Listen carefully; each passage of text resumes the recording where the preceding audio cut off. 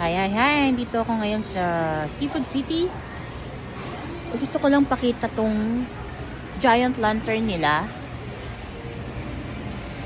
Yan, ang ganda rin. Ang ganda rin pala eh. Gusto ko rin. I love it there. I love it too, I mean. Gusto ko lang ipakita. Maganda naman siya. So, may mga regalo dito. And this is the parola. A beacon of Filipino Christmas in the Philippines. The parola lights up homes and streets during Christmas. A radiant star that symbolizes hope and unity.